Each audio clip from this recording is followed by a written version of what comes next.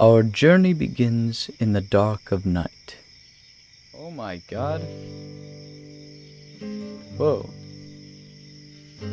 Okay. Ah, Vixios. It seems the reputable server owner has come bearing gifts.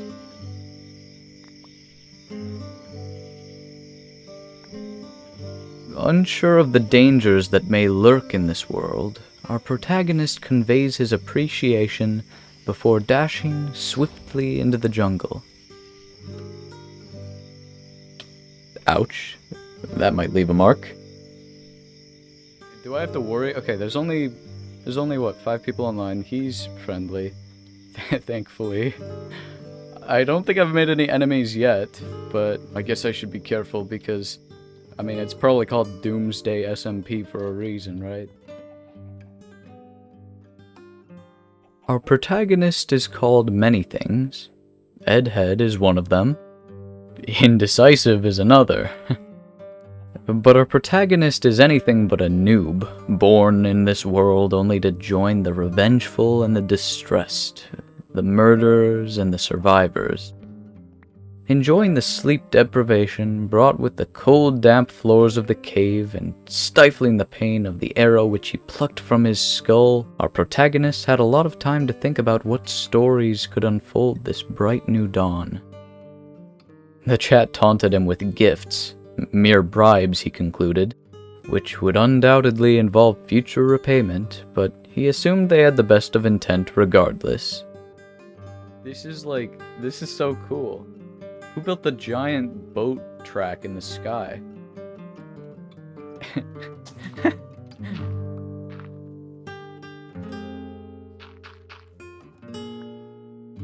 Huh. What a kind fellow. Oh my god. Just flies away with his freaking magical trident.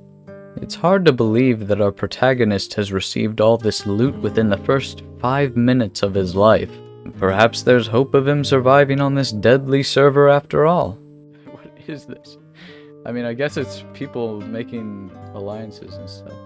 Ah, as expected, our Egghead has unfinished business. Surely this lad will ask for a favor in return, and then one day he shall repay it, and the two can peacefully coexist and— Oh, Why? What is this? What did I do wrong? Well, never mind then. Our protagonist has had his first taste of betrayal. The scorch marks inflicted by this scumbag sword left a bitter thought of vengeance on his mind. But he couldn't kill him, not now. He's completely undergeared, hasn't even got a shield. But this man's got a sword that can literally burst someone into flames upon a single poke. Oof. Oh, he's managed to pearl away, but the question is if he can survive the fire. Ooh, cutting it a little close there, Sir Edward. With freedom in sight, our newfound survivor ensures that he is not being followed. Constantly checking his rear, much like a paranoid deer on the run from a predator, our survivor has awakened to the harsh reality that betrayal is a prevalent threat on this server. Quick to move past his close encounter, our survivor begins hacking down a tree. Wouldn't want to leave any wood hanging like the rest of those trees, would you? Oh, maybe I just get away. I feel like first I just need to run away as far as I can. What the? What?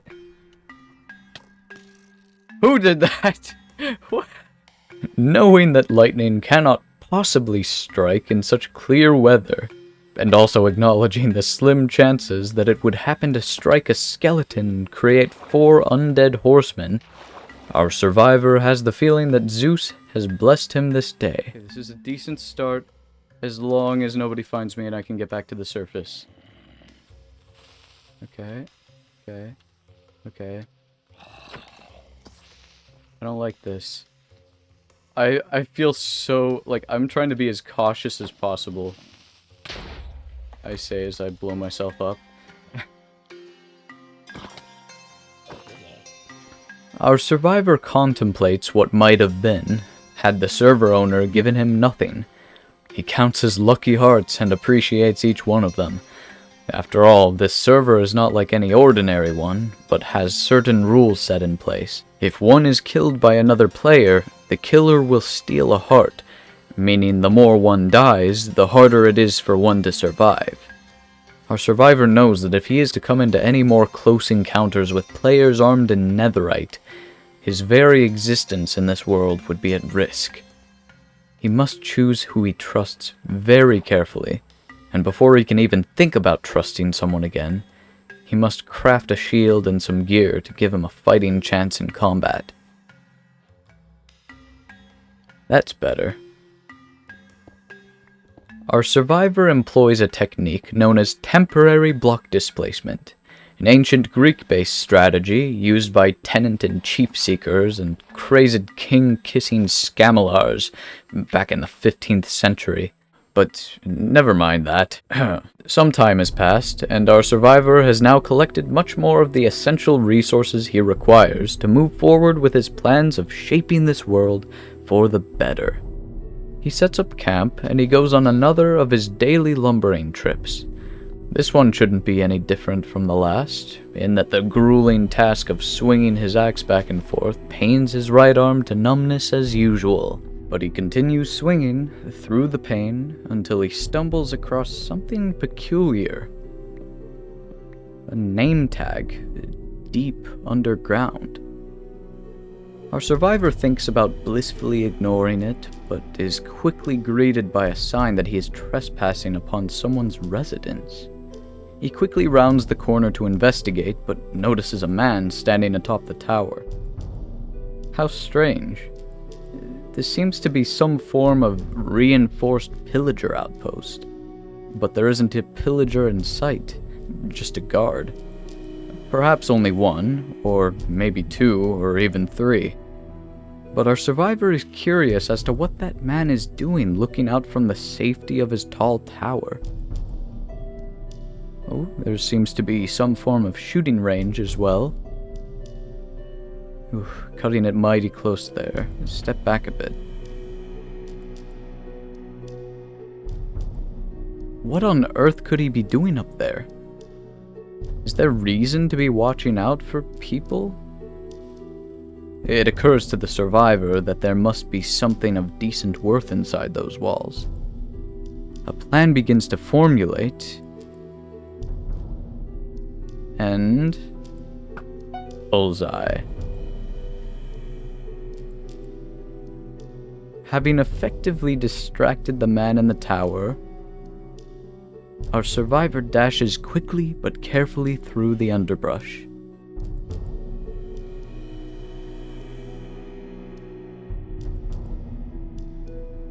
So it seems the name tag he saw underground earlier was in fact a second guard of this outpost. If our survivor chooses to invade this tower, he may very well die.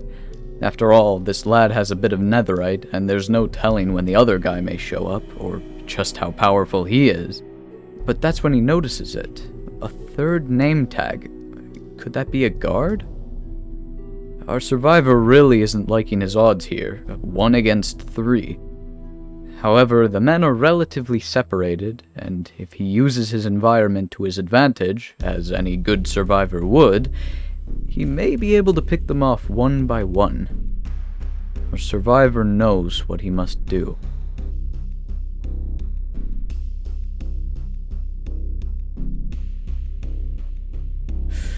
Ooh, and lucky for him, this chap must have his leaves on opaque mode. Demonstrating his agility and stealth, our survivor hops directly into the belly of the beast.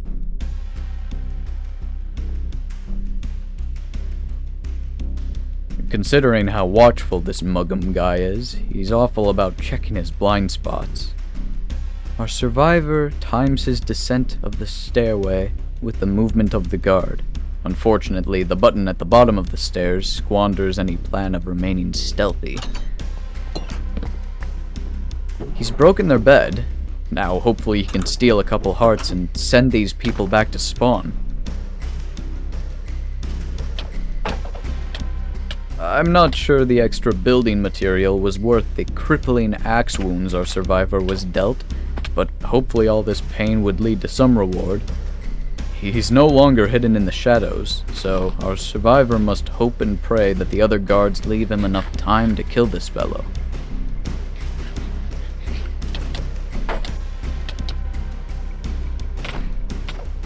Leaping from tree to tree, much like George of the Jungle, our survivor... Oh, never mind. He's a bit nervous. Our survivor suddenly has a suspicion. Ah, just as he thought. These scumbags have really taken someone captive. How low must people stoop on this server to achieve their idealistic goals of kingdoms and castles? Revolted by the practices of these guards, our survivor is now more determined than ever to slay these evil men and take their prized possession away from them. As I would not be a slave, so I would not be a master. This expresses my idea of democracy. Whatever differs from this, to the extent of the difference, is no democracy. This server should be overwhelmed with equity and respect, thinks our survivor, not chaos and bloodshed. Our survivor will be back for the prisoner, but not yet. First, he must come up with a safe escape plan while he's still in the clear.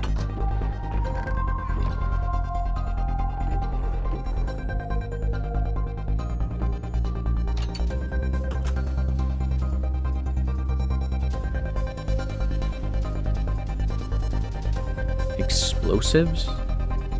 What on earth could he be planning?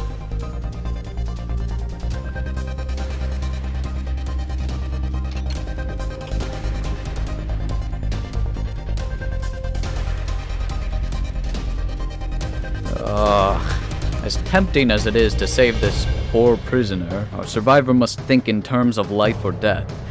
The guard doesn't seem to notice him, at least not yet. Perhaps he can draw him outside for a duel?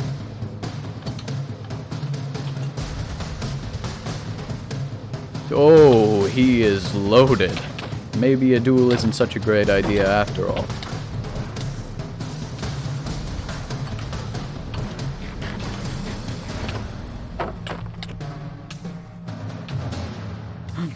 This is it.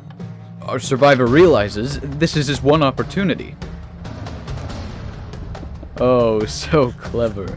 Blocking off the prison block to buy him some time. Our survivor has a spur of panic. Will they escape before the guard digs through?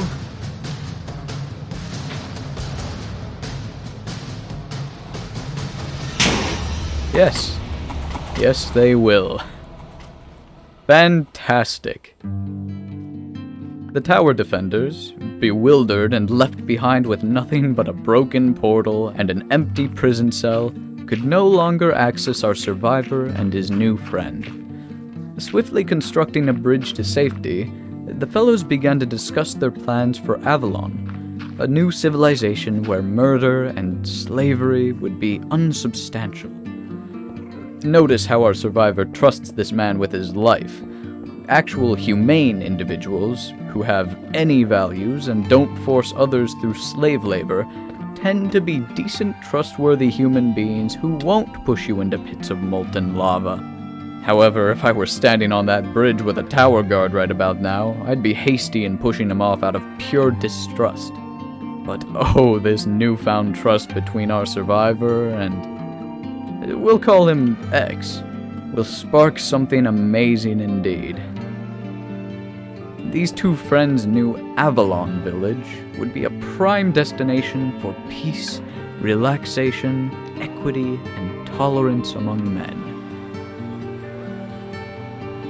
Absolutely beautiful. Our survivor planned to achieve the impossible. A haven in a wasteland of murderers. He may be uncertain of what is to come with new enemies roaming freely. Rest assured, X and the survivor's work here is not yet complete. Find out how our survivor's story unfolds in the next episode of Doomsday Avalon.